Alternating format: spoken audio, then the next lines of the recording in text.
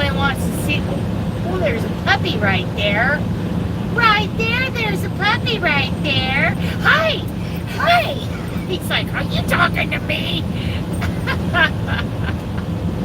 Little puppy.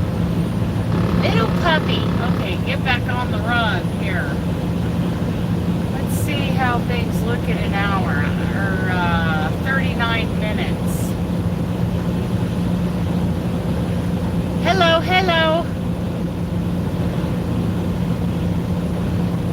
We're here. We're in Idaho. We're in pretty much Bliss, Idaho. We just left the Bliss. We just left the Bliss rest area where somebody did his duty. Yes, he did. Yeah. Yeah. Wishing you were here until your hubby gets home from work. Oh, happy anniversary. Bliss, Idaho. We've got 38 minutes to the,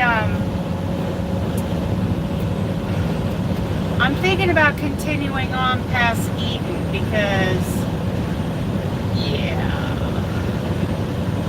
What is a half an hour past that? That's what we've got to figure out.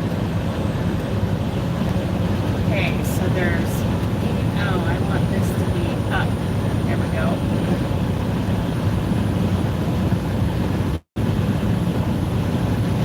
I want to go a little bit further past that. What's past that? There's Burley.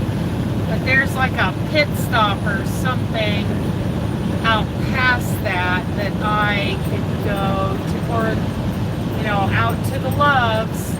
I think we're going to go past the Garden of Eden.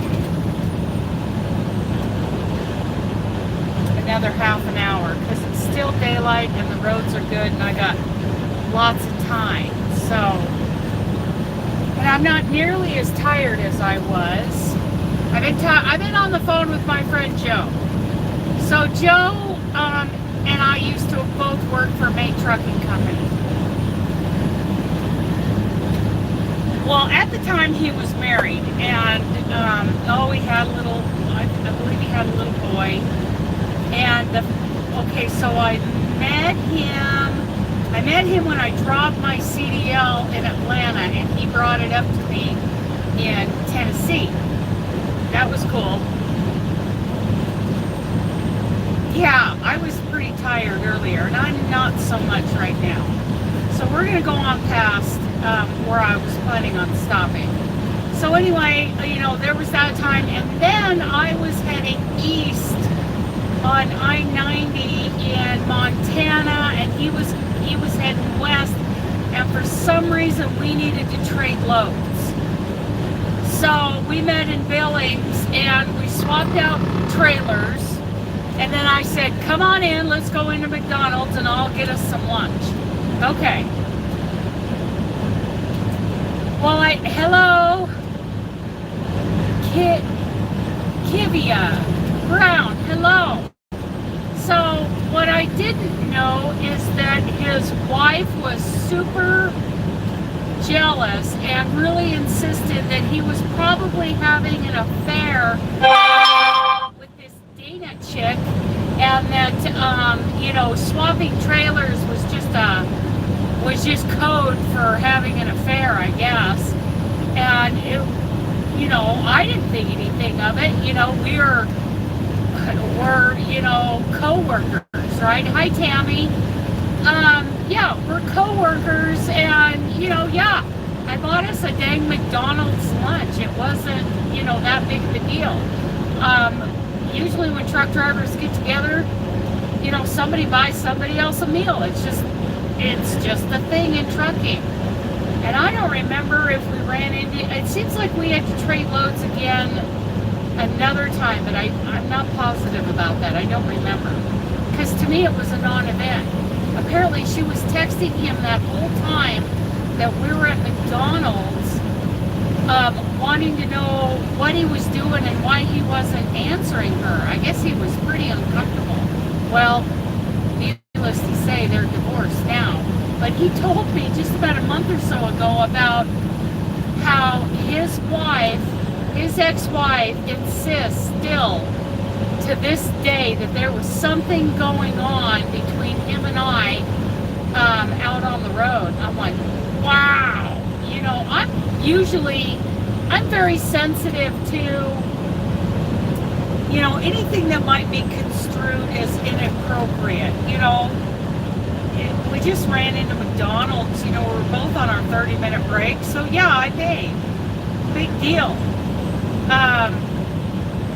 It just happens, you know, pretty often, a 30-minute break. There are things that do go on out here on the road, but, you know, like the guys I know out here and the gals I know out here, they're not involved in all those silly things that go on. Yeah, back on the road, yes, Dory. So I was shocked, because I'm usually pretty careful not to give any significant others the wrong idea. Well, turns out she was, but yeah, so they're divorced now. So he finally told me, he said, she wanted your phone number, and I said, give it to her. She'll be sorry. Give her my phone number. He's like, oh, I don't know if I want to deal with the backlash of that. So anyway, I've been on the phone with my friend Joe since I left. I was just setting the phone up, getting ready to go live, and Joe called. So I've been talking to him for about an hour. Well, we need to get at least another hour down the road. I'd really like to make it down to the Juniper rest area, but let's see. Let's go see how far Juniper eastbound rest area. There we go. Malat, Idaho. Let's see. That's 125 miles. That's yeah. I don't know if we're going to go that far, because that's a nice place to stop. But we're not stopping at Eaton. We're going on. Because even though it's chilly willy out there, my ears are burning. Hello, Susan. My ears are burning from taking Dooley for a walk, because it was cold out there. But the road's dry. Of course, right up here about the 150 mile marker, sometimes things change.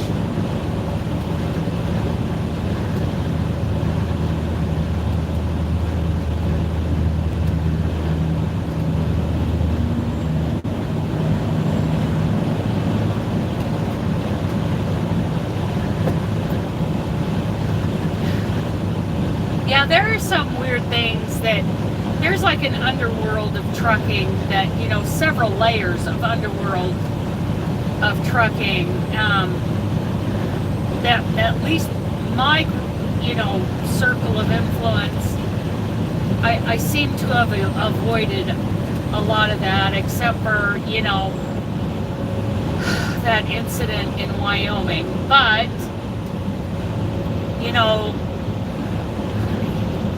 apparently there's a lot of dating, 30-minute dates, like we have to take a 30-minute break throughout the day. Well, these guys, let's just say they have a 30-minute date lined up. They haven't even met each other.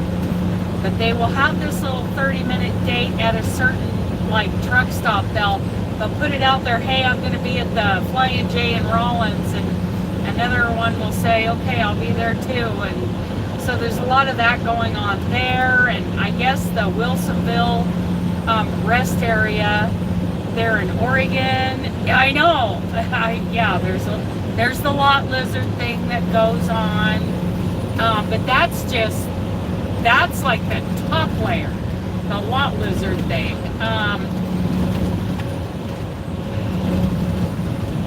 You know, that's, yeah, just the top layer.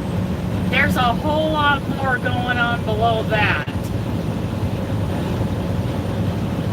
Yeah, that's what they're having is quickies. And, you know, teach their own. You know, they're consenting adults. Do what they're gonna do, just leave me out of it, you know.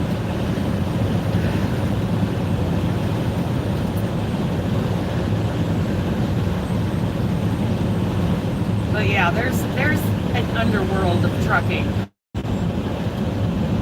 Joe and I have been giggling about some of the things we've actually learned about. Hello, Diana.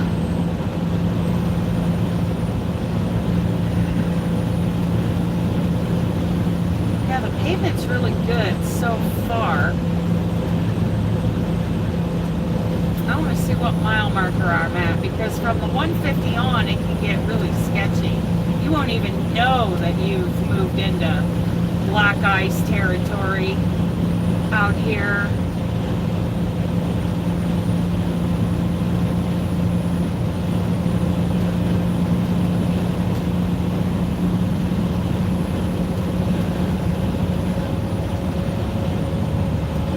Yeah, probably, Doris. You're probably right. I'm just pretty naive about a lot of it. Exactly. Jocelyn, it's like none of my business. But, you know, yeah, Dooley he's sleeping. It just surprises me as someone who's so, hi Carol, naive about those kinds of things, you know, when we find out about these things. So Joe and I were giggling about some of the things we learned about lately. Yeah, I'd rather be naive. I'd rather not know.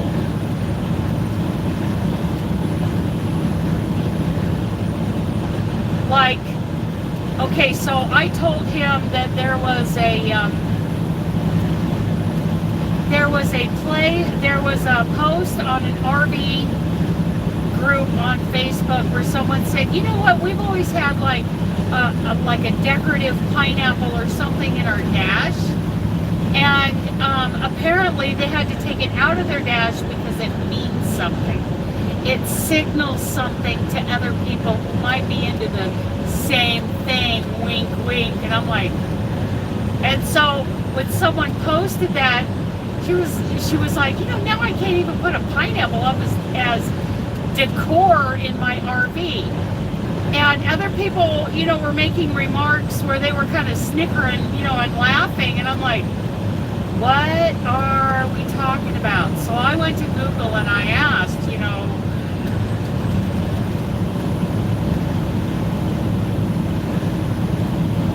yeah, so I was gonna ask, so I went online and asked, you know, what does a pineapple signify? And I was surprised to learn that it's symbolic of a certain kind of lifestyle.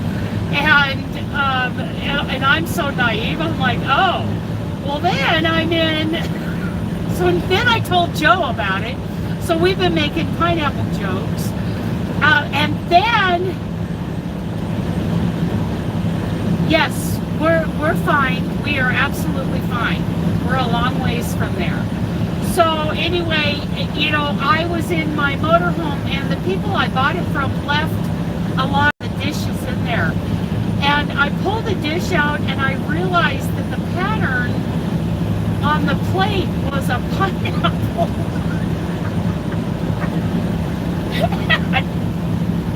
I'm like, I don't think they know what that currently means today.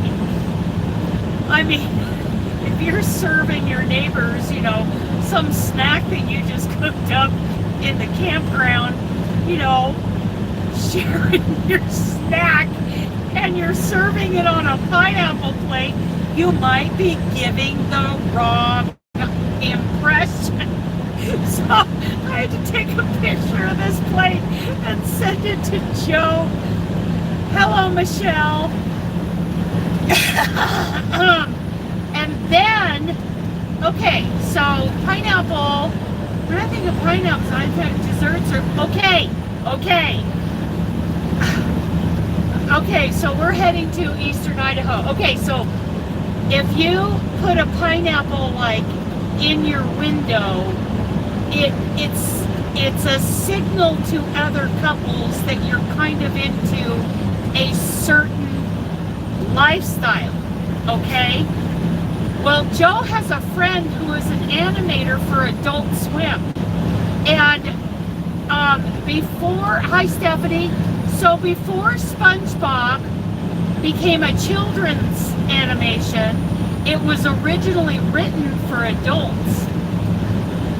And that pineapple that he lives in represents, yes, it represents a certain lifestyle. That's why he lives in a pineapple. But then the writers changed. They're swingers. Exactly, Carol. Apparently that's what a pineapple signifies. If you put a pineapple in the window of your RV or, you know, like in your front porch, right? SpongeBob originally was going to be for Adult Swim. For adult. Yeah, well, so Joe had drinks with this guy that he knows from high school who is an animator for Adult Swim, and he did some of the original animations for SpongeBob before SpongeBob became a kids show. And so Joe was telling me what SpongeBob was originally supposed to be, and all the other characters. Isn't that funny? Oh! But then they decided to make it a kids program. So, you know, different story. Yeah, Adult Swim. That was a folk. I didn't mean to say that. Adult Swim, which is, I guess, adult cartoons. Just through Idaho, and then I'll drop down into Utah, and then I'll go across Wyoming over to Colorado. So yeah, so anyway, that's why SpongeBob lives in a pineapple. And apparently these animators are they're constantly doing things to entertain themselves as they're animating these shows. I learned a lot just from hearing about Joe's conversation with his old classmate. Yeah. So that's as close as we get to R-rated here. SpongeBob lives in a pineapple, I guess. I don't know. I've never seen an episode of SpongeBob, so. But apparently he lives in a pineapple, and that's what a pineapple represents, and that's why he was originally drawn as living in a pineapple. Yeah. Well, apparently they need more than that now. Yeah, okay. Well, I've never seen it. But apparently, okay, so Under the Sea. All I had heard years ago was that SpongeBob the Swinger. Well, all I heard was years ago that SpongeBob had a Krusty Krab in his pants, and I thought, what a horrible cartoon that must be. Yeah. Well, apparently those animators really entertain themselves by inputting those kinds of things. I smell something burning. It's probably nothing in the truck. It's probably like this factory or something. I have no idea. I'm not sure that I want to go down that rabbit hole, but there is a rabbit hole that I'd like to go down. The Disney universe. Okay, so he gave me an example of how one show is like connected to another. So in Shrek, the talking donkey, think back to the original Pinocchio movie. Well, Carol, the thing was he wouldn't have had a girlfriend in the original version of him. He's Mr. Krabs. Okay, well that's more than I knew before. Okay, so like the Disney universe is like the connection between all these Disney stories. So you've got the talking donkey in Shrek. He is actually, apparently, the backstory is he was, you know, back in Pinocchio when the boys were being turned into donkeys, at one point where they were halfway boy and halfway donkey, that they were talking donkeys. So now, so that is the connection between, so one of those boys, they actually took one of those boys that was like a talking donkey, hi Paula, and they brought that character forward and turned him into donkey on Shrek. And apparently there's a whole network of these things going on within the Disney stories. Hello, Paula. So that's kind of I find that interesting. Because, yeah, I saw Pinocchio growing up. I gotta get over for J.B. Hunt. That's who my friend Joe drives for, is J.B. Hunt. Yeah, so Donkey in Shrek is actually one of the boys that was brought forward from that scene in Pinocchio. One of the boys that was turned into a donkey. I'm in southern Idaho. Isn't that cool about Disney? You know, so now I want to go look that up. I want to go dive down that. Tarzan is the brother of the Frozen sisters? Really? Wow. I know, and we got into the whole Disney universe thing because when we're talking about all the current Disney movies, you know, the connotations that, you know, some of them have, and these little jokes that they put in, and how, you know, my favorite movie of all time was Robin Hood, you know, the Disney version. Oh yeah, honey, I'm in Idaho now. So, you know, I said, why can't the Disney movies, yes, why can't the Disney movies be like they used to be? I don't think there's anything like that in Robin Hood or in Dumbo or Pinocchio.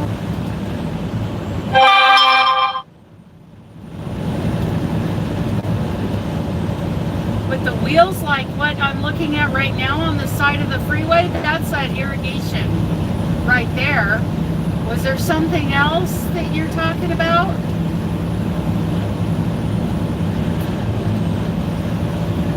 So those poles and wires,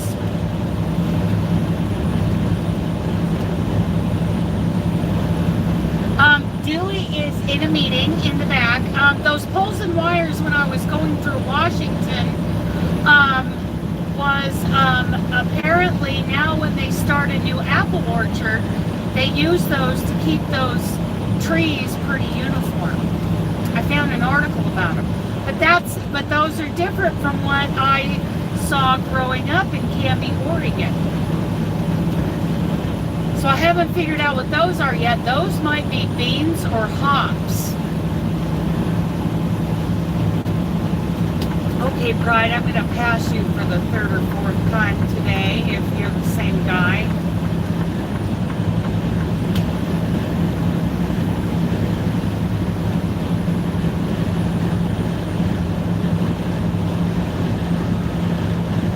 So yeah, that's something I would be interested in learning more about, and they call it the Disney universe.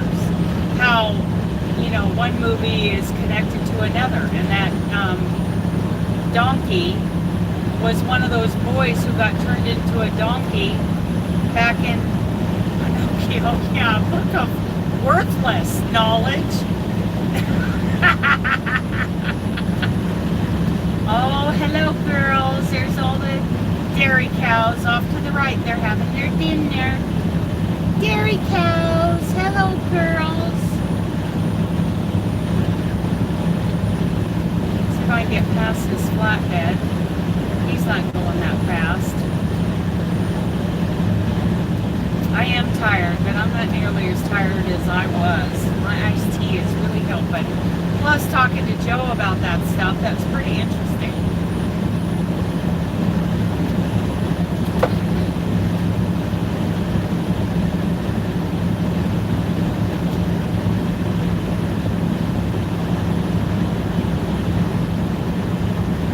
Okay.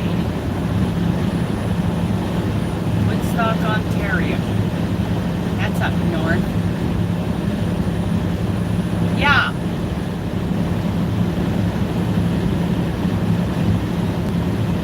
I'm not even sure how to do that search, but I'll figure it out.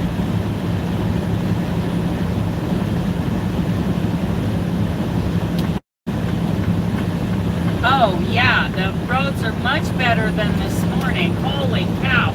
I mean, it's only 22 degrees out and my ears were cold. Yeah, I had a little, it was like truckers on parade going over the Blue Mountains between Pendleton and LeGrand. But I finally got through there, and my DM, if she doesn't screw this up, I told her that this is going to be another short day. Yeah, 22 degrees. That this is going to be another short day, and that if they could reschedule this load for Friday later in the afternoon, that would be great. Because I'm not even going to make it there by noon. Oh, there's another Prime truck. I'm passing another one. Yeah, it's pretty chilly here today.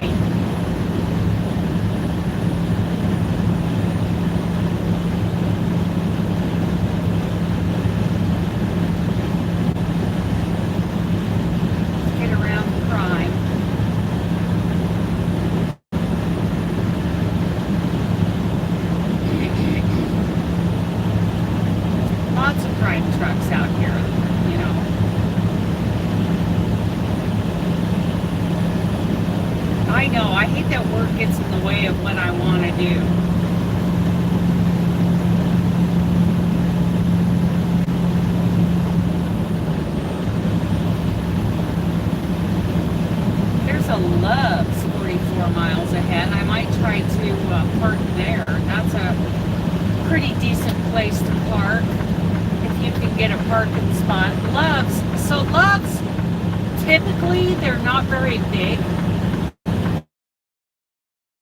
Have as parking lots as some of the other truck stops, but Love's doesn't have any. There's a speed trap ahead. Any paid parking, so a lot of truckers like that. Well, they go lower because they go slower because they get like a fuel incentive at the end of the month. Sampler throw dungeon. Oh, very cool. So Love's usually has less parking, and they don't have any paid parking. And truckers like that on principle because they hate that some of these places. Some places are all paid parking. Some places are like, some reserve parking, and then the rest of it is not. They hate that, so they go to Love's. And the other thing is, they like all the perks with the Love's rewards card. So Love's gets filled up pretty early. So it's hit or miss as to whether or not I'm going to make it get into a parking spot there. Hopefully in the back. I like parking in the back anyway, because then there's, we don't have to go far to poop the dog.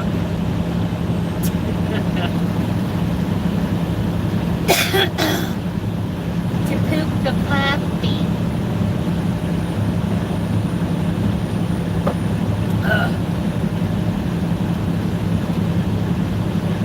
Oh yeah, Patty?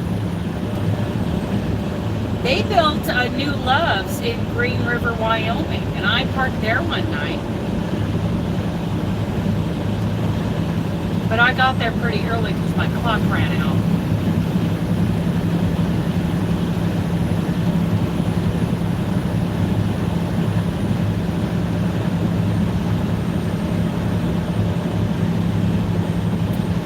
Yeah, it's a thing.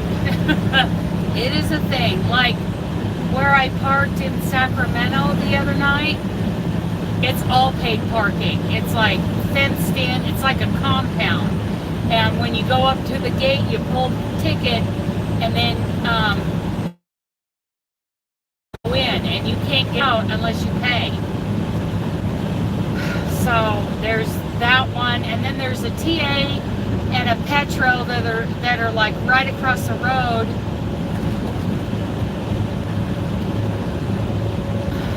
Yeah, they charge.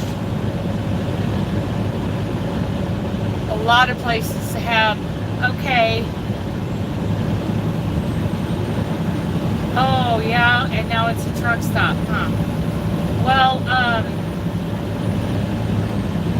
yeah, so, and I can, not only can I pay for parking at a Flying J, when I get there, I can also, if I'm afraid that there won't be any parking left when I get there, earlier in the day, I can call them or I can get on the app and I can pay for it ahead of time.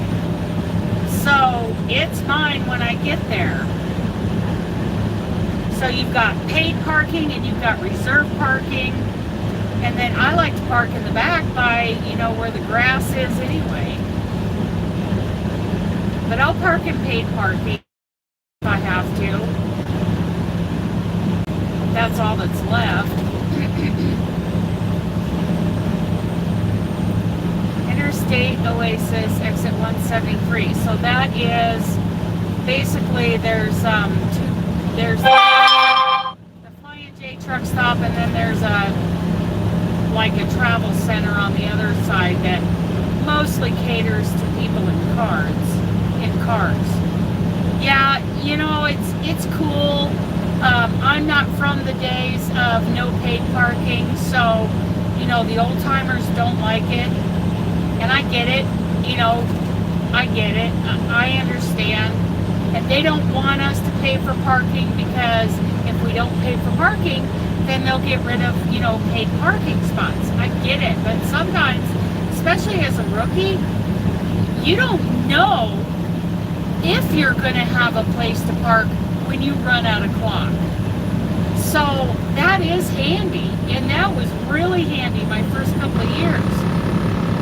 Right now I'm mostly running in areas that I know pretty well, so I know if there's going to be parking, like let's say I run out of time at Wamsutter, I know there's going to be parking there. I know that going through Wyoming, they won't let you park on the off-ramps, but they will let you park. They made these several pull-out parking areas along the freeway specifically for trucks. I know that if I was trying to get to the Pilot in Ogden tonight, that there would not be parking. That the reserve parking would be done, and that the whole place would be full, and it would be a waste of time for me to try to park there. Where, if I got out here and, decided to push on past the Garden of Eden, Traveler's Oasis up here in Eden, Idaho, I know that there are options further on. I can go to one of the little mom and pop places, and if there's no parking there, I got enough time to get around into southeastern Idaho And I can park at an exit if I want to. I don't have any problem doing that. The only problem I have is when the sun goes down, which it's starting to do, then I get tired and goofy. As you guys saw last night, I got goofy. And I have a feeling I'm going to be like that tonight, too.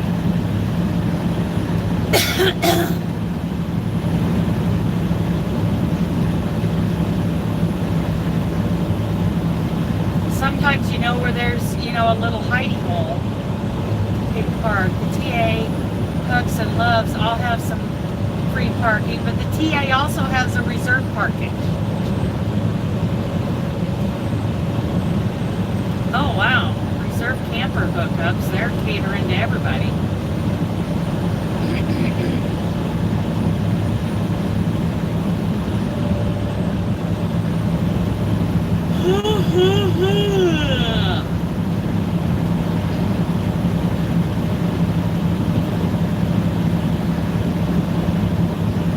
Somebody hit a deer out here last night. See, that's another thing. The sun goes down, I get tired and goofy. I can take out the front end of this truck with a deer.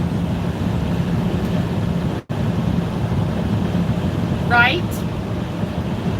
Yeah.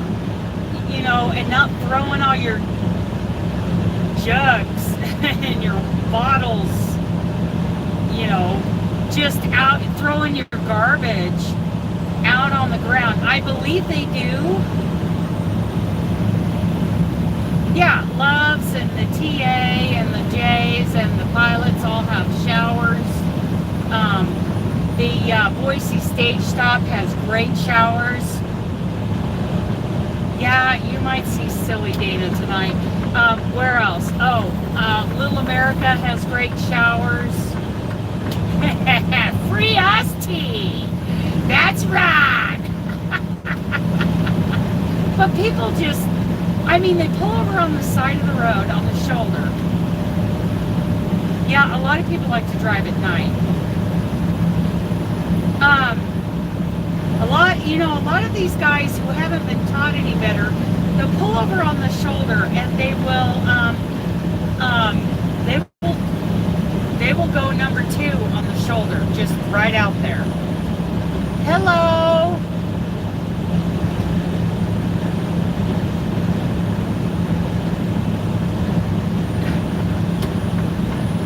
Yeah. So I believe my company pays for parking. I have always turned it in when I remembered to. Like the other day at the 49ers in Sacramento, I lost the ticket, so I ended up paying double for parking that night. That was expensive. That's why I'm broke today. So, but like this last parking, like if I pay for, where did I park? I didn't pay there. Where did I pay to park? Somewhere. Anyway, I turn it in, and I haven't heard that they don't pay for parking. It seems to me in orientation, Jeff said that they pay for parking. So I don't use it as much because I'm getting better at, knowing when that's a thing. Okay, so some places charge 15, some places charge 25, some places charge 12. So, yeah. So if you go to the TA or the Petro in Ontario, California, and like you go in and you spend $50 at the store or at the restaurant, or you do a combination of both and come up to $50. Yeah, see, and wildlife is another reason it's not good for me to drive at night. But if you spend $50 at the business, they'll validate your parking and you don't have to pay when you leave. But you're actually paying more by doing that if you weren't going to go in there in the first place. Yeah, because I go along here and I see, oh yeah, every night. And I don't pay to park as much as I used to. May Trucking definitely paid for our parking. We just had to turn it in with our paperwork when we scanned our paperwork. And here's a great thing, talk about scanning paperwork. We scan everything via an app on the phone. So I don't even have to go into the truck stops to use the TransFlow system. We just use apps on our phone to send our paperwork. When we're done with a load, we do, like a cover sheet like we used to do for, like a fax cover sheet. This is a trip sheet. And then after that is like the front page of the bills. Yeah. Yes, it does help offset it. So if you were planning on spending that money anyway. So like, the second page would be the front page of the bills, and then the next page would be whatever cash reimbursements I should get, like for parking or a truck wash or anything like that. So here's Eden. I think I'll keep going.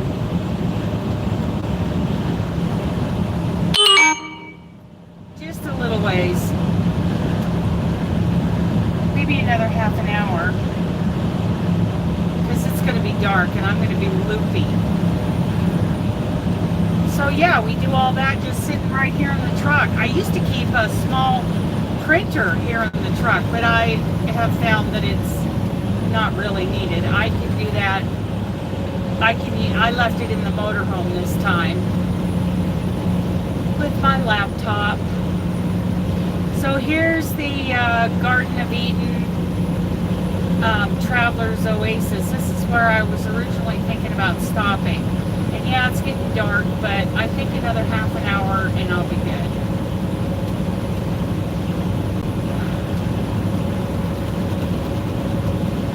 I don't like driving in the dark. I'm terrible at it. And when you get up at 4 o'clock in the morning, by the time it gets dark in the evening, I'm tired.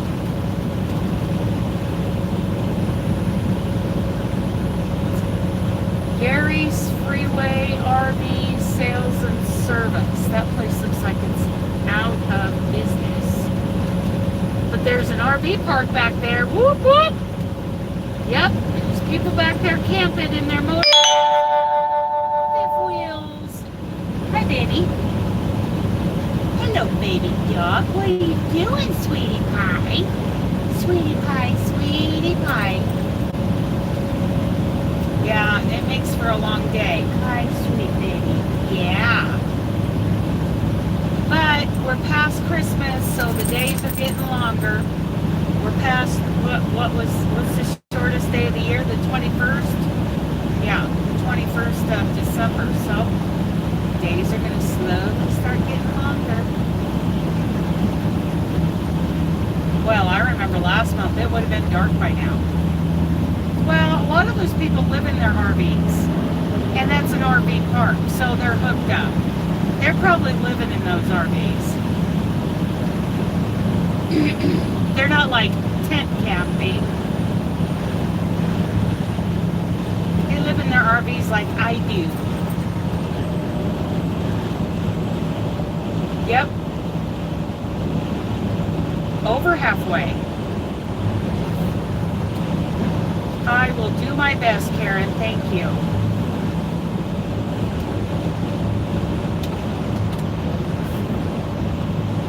Yeah, like me. But I'm not living in the big truck. I'm living in the yarn bus.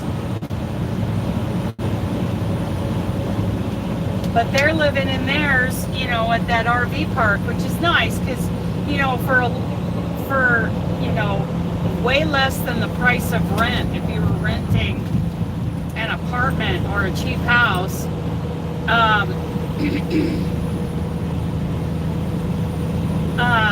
Yeah, he's fixing it. He's working on it right now.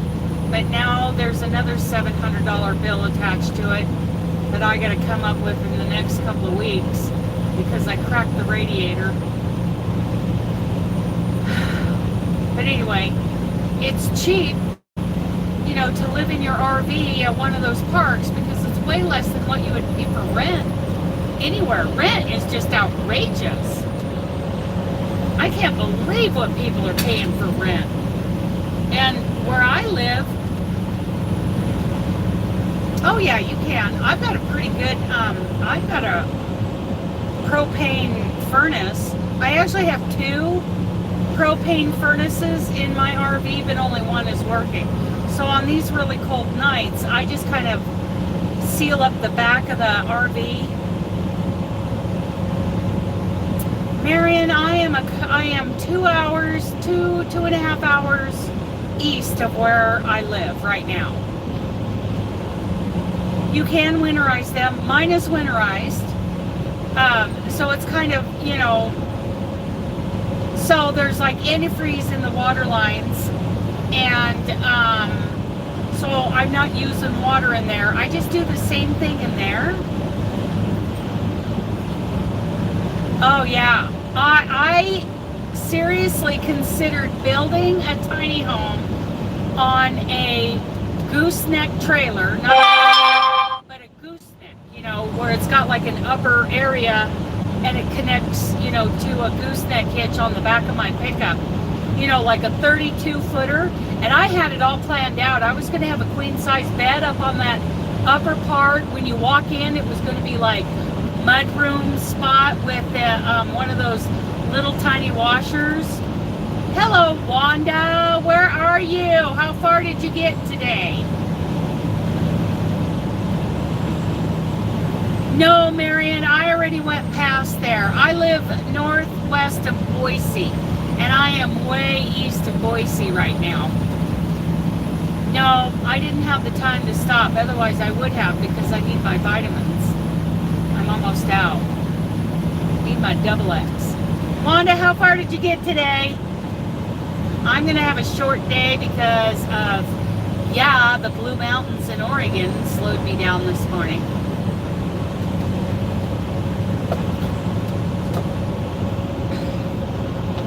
Ugh, another prime truck. Another prime truck. Yeah. A mobile tiny home. I would love that. I think they're just amazing. And to have one custom built, I have a whole, I won't be home until the 13th of February. Oh, I didn't do chains. I didn't do it. I pulled over and I waited about a half an hour until the chain was lifted. And then it was like a circus up there. It was trucks on parade. We were lined up for miles going really slow for various reasons. But yeah, it took forever to get from Pendleton to LeGrand. But anyway, no, I won't be home until February 13th.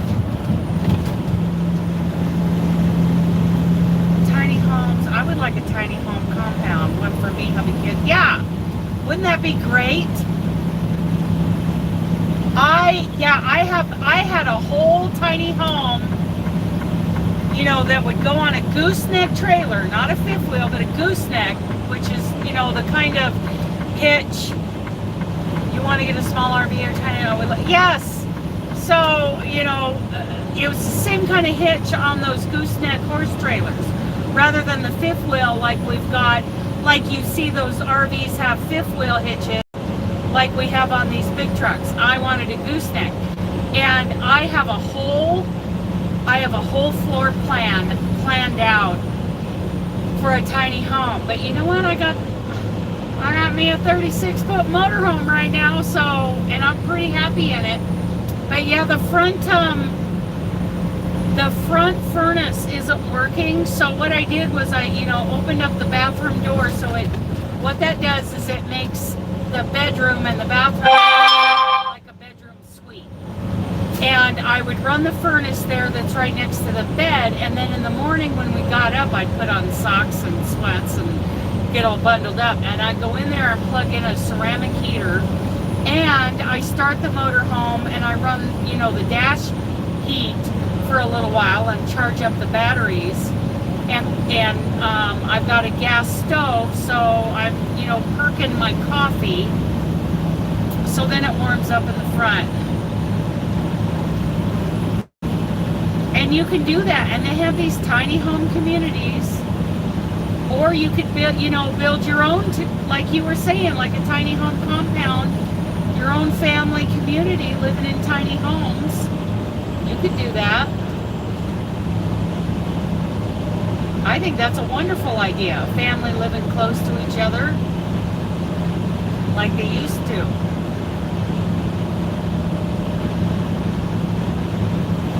Yeah, they are better insulated, unless the RV has been like renovated, which, I'm going to slowly start doing that stuff once it's paid for.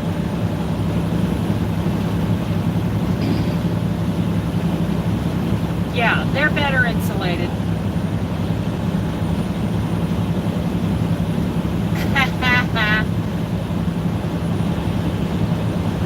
Yeah. Well, maybe Pennsylvania. Maybe in some of the hills of Pennsylvania or something. Yeah, I would like to redo a lot of the walls and the insulation and the decor, definitely, in my motorhome.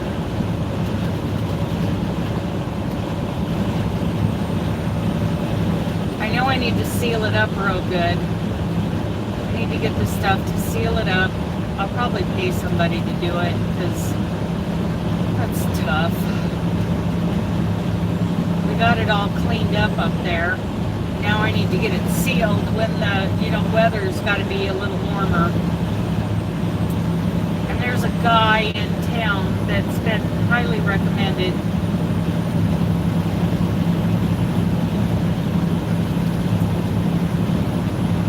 Okay, I'm ready for a little truck stop somewhere.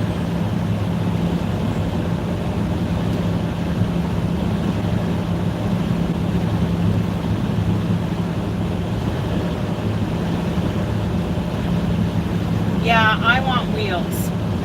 I want something I can pull around with my pickup.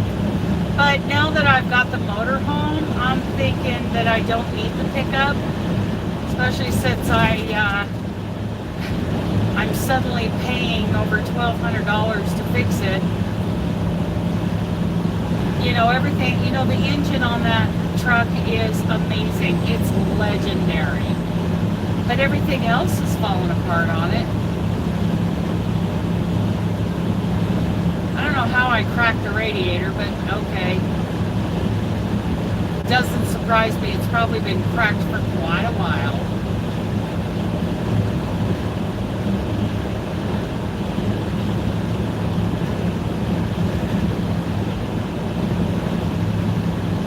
That would be nice, huh?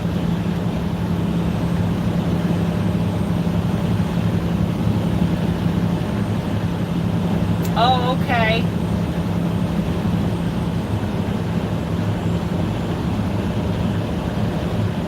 Oh, I see. That might be hard. So you started out late, I started out early, and now I'm tired. But, I'm still going to get up at the same time, technically, because I get up at 4 in the morning on the west coast when I'm on Pacific time. And now I'm on mountain time, so I'll be getting up at 5.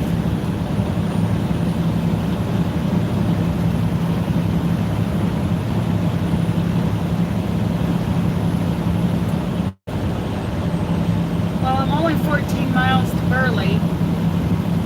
I need one of these little mom and pop fuel places where I can park for the night.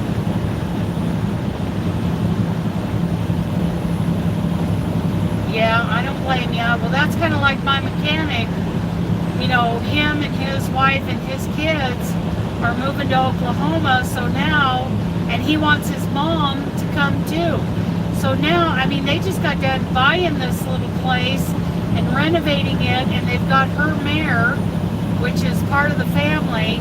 So now they're all up in the air, but him and his wife got jobs in Oklahoma.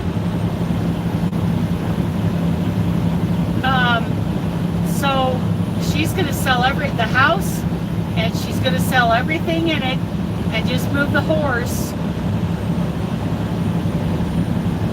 Okay, Dory. So she'll have the horse shipped. She'll hire a horse transport company to have the horse taken down, but then they got to have a place to put the horse. What was that hashtag on Craving Crochet's videos? You've got cousins in Burley? Yep, Burley, Idaho. What was that hashtag that she had? Craving Crochet just uploaded a video and it had a hashtag on it. I was curious what that was.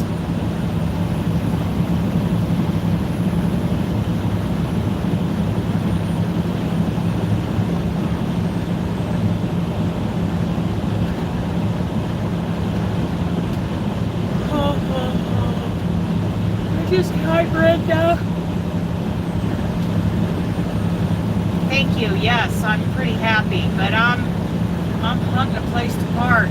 Burley, my BFF's husband. Oh, Square Share. Okay, I'll have to look that up. Drives for DOT out of. Oh, okay. I'm in California. ETA is 20:45 Pacific time. So, who can tell me what time is 20:45? I mean, I know. Wanda knows. No yawning. Too late.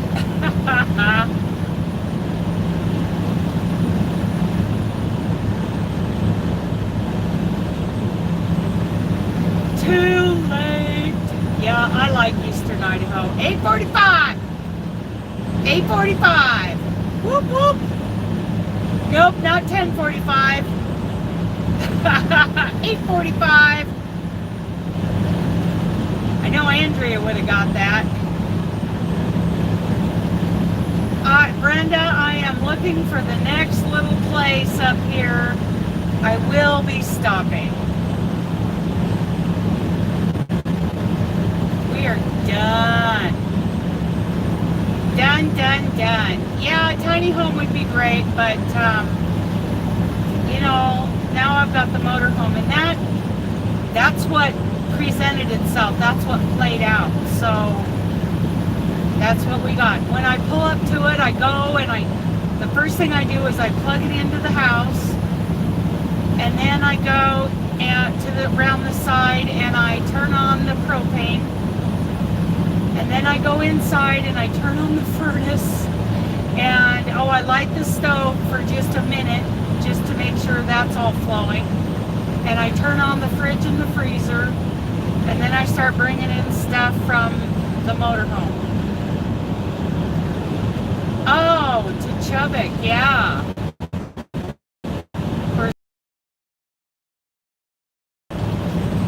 On 84 and not 6, which is too bad because I like that run. Well, I like it in the summertime. Yes, I go to yard in Napa and I drop the trailer and terminate my load on the Qualcomm, and then I put myself on personal conveyance on my logs, and I bobtail out to the yarn bus, which is very nice. 21:45, so that's 9:45.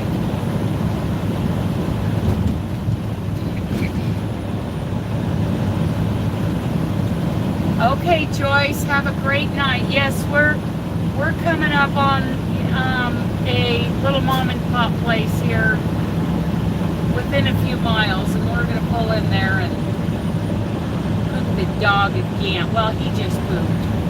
But we're going to take that, last walk.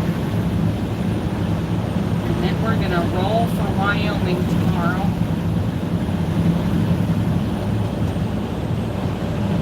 Oh yeah, it's bedtime. But that speed limit can be pretty scary because my sister's go 80 even in the snow. Yeah, that's crazy. Of course, it's 70 for trucks here.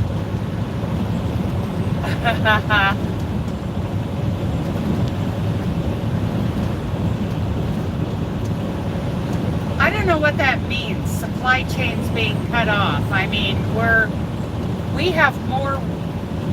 It's Dually, D-U-A-L-L-Y.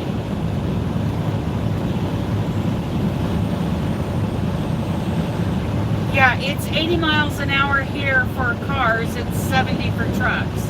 It's 80 in Wyoming for everybody, and in parts of Utah. What was the question? I don't know anything about a supply chain being cut off. I don't know what that means. We have more work. We have plenty of work. We have plenty of loads. I know that. So what does that mean, a supply chain being cut off? You know, there may not be enough drivers to get,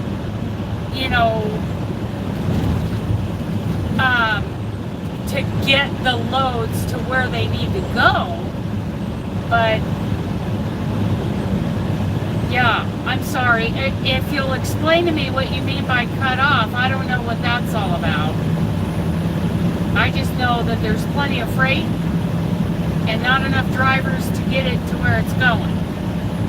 Because, they've made truck driving harder and harder I came in during the era of, all this regulation and the hours of service. So I don't know what it was like before. Wanda would know what it was like before. I don't know any different. I just know I do my best to get things from A to B. Oh yeah, we have plenty of work. I thought I heard you say it was like a dually truck. Yes. Canada truckers are striking. I read that U.S. maybe, okay, well, they can't really get them organized to do it. They can cite you for going too slow. Yeah. Not enough drivers, too many, yeah. So there's not enough drivers, but, they're bringing in people who can't speak English, and they don't even understand the legalities of their job. I mean, I don't have a problem with someone coming over here from another country to drive truck. But I don't like the ones that, there are so many who come over and they find all the shortcuts to becoming a truck driver, and they don't,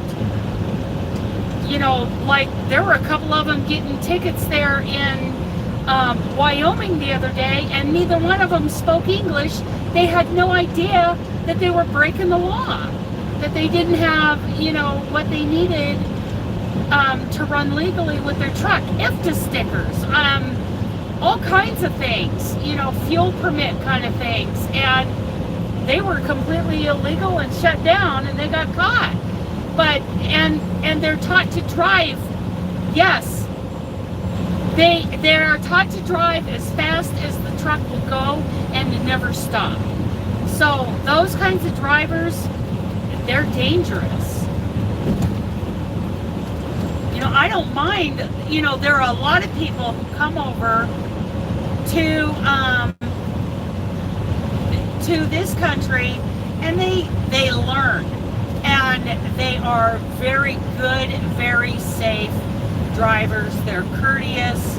I see a lot of those guys, they have learned, kind of the trucker etiquette, and they don't leave people hang out to dry. They're not like constantly trying to go as fast as that truck can go. Those guys are, I have absolutely no problem with those guys. They're good at their jobs. They're good drivers. But there are so many who come over and they find a cousin who just started a trucking company, and, they barely learn how to drive truck. Somehow they get somebody to pass them so they have a CDL, and they don't understand the technicalities of the job. They don't know how to keep their truck running. they don't know how to do a pre-trip. You know, they just barely do this CDL test, and now they're truck drivers. And they're taking every, you know, load they can.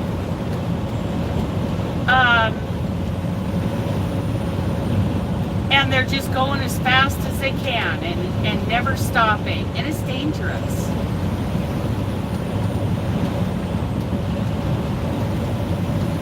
Made it to Burley. Yeah. Well, now, you know, I just read somewhere that they finally made it a law that you can only get your CDL through an accredited truck driving school. So it's something they've been working on for quite a while, which, like I was saying the other day, I'm on both sides of the fence about that. You know, I appreciate that, you know, the guys who are taking shortcuts, they can't take shortcuts. And that, you know, they have to sit down in the classroom and they have to learn. And they're going to spend, you know, behind the wheel. And, you know, there's no special, you know, they're just not able to take shortcuts. I think that starts in March. I'm not positive. But, you know, at the same time, there are many drivers who learned from a relative or a friend, and that person they learned from was a good teacher, and they learned great things. But with people that, you know, coming over here and, you know, snatching up these truck driving jobs by, you know, taking shortcuts to get their CDL, that kind of ruined it for everybody else, you know. Well, there's the Loves. I lost my, someone hit him. He never had a chance. So many children, so just to marry or have children. I'm sorry. From accidents, yeah. They get stuck under bridges and they end up, yeah. Yeah. Because they don't understand those things, which, like I said, you know, if they're willing to, you know, yeah, if they're willing to, you know, learn the correct way, go through. I don't like some of these schools, you know, that they're pushing people through pretty fast. So I hope, you know, a lot of those don't get accredited. Because the truth is, you really don't learn how to drive truck in truck driving school. You learn how to drive truck by going out and driving truck and being trained at a company. Truck driving school is just to get your CDL.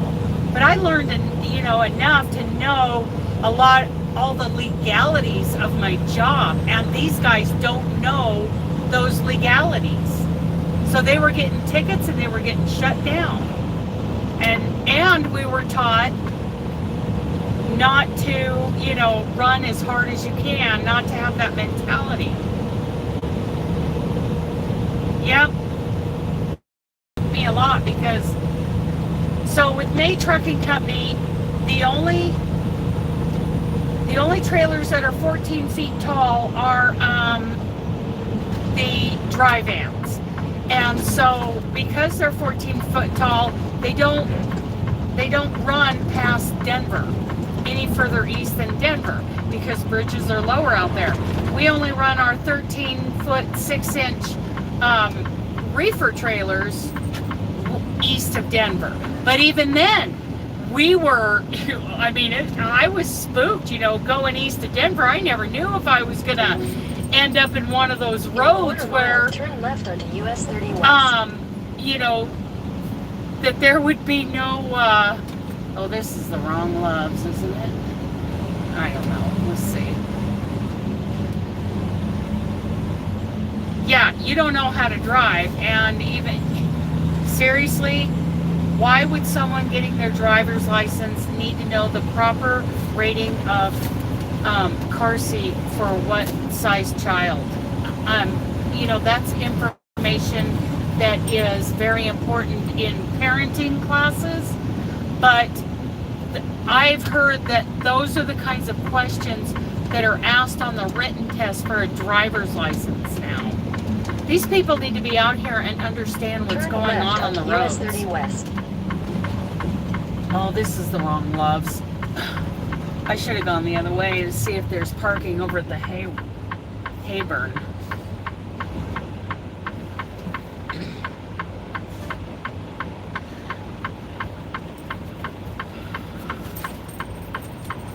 Okay, I'm going the wrong way. I want to go this way. I don't want to go to the Loves. That place is packed. Okay. Oh. Go, dude. Go, dude. Go, dude. Go, dude. Go, dude. I'm in the wrong lane. I'm gonna go. Yeah, go, dude. I changed my mind. I'm turning right. Okay. I'm gonna go down here to the wayside and see Continue if on there's Idaho 24 West for 3/4 of a mile. room. I'm gonna shut this off. 'Cause I need to park. There may not be any room at this place. I didn't realize I was at this Loves. I thought I was at the other one. This Loves. There's no parking at 10 o'clock in the morning at this place. Yeah, people are not really being taught how to drive anymore. I mean, my dad used to take me out and we would practice with a 5-speed on hills in the snow, you know, stopping and starting and, you know, getting a feel for the flow of traffic and, you know, how you merge, especially when there's trucks out there. Okay, have a good night, Chris.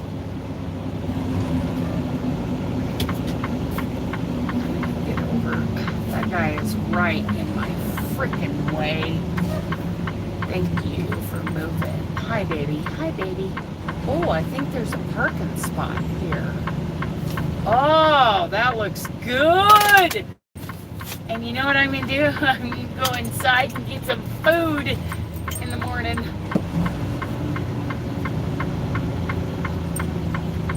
Oh my goodness, there's a pull through. Hang on, baby. Ugh. Oh, the Wayside Cafe. I love it here. Ugh. We are parking for the night.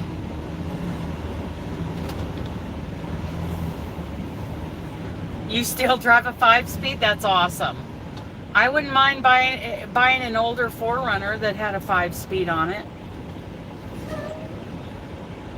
It's already dark here at 7:14 p.m. We have a, yeah. Oh, that ought to be fun. Post trip.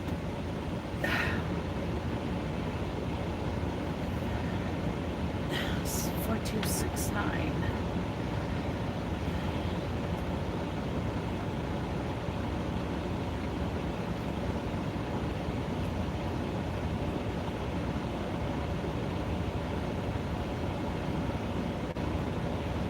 There we go. Oh, I might go inside for dinner. Cook that steak for breakfast.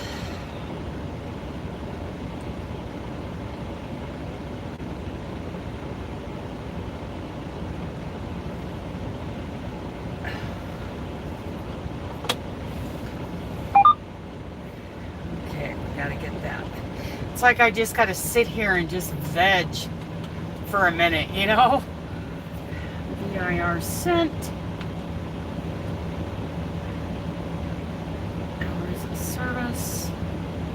I just need a minute. Oh. All right, we'd be parking, getting some food. It was a good day. Thank you. I'm going to get off the live and kind of stare into space for a minute before I give Dooley a break, and then I'll probably go into the Wayside in the giant Hot Wheel. That's cool. We're gonna go in there and get some food. I'll cook that steak for breakfast and we'll be happy, huh, Dooley? Yeah, happy dog. Baby dog. Good night, everybody. I don't know if I'm going to crochet. We'll see. Talk to you guys tomorrow. Say goodnight, Dewey. Love you guys. Bye.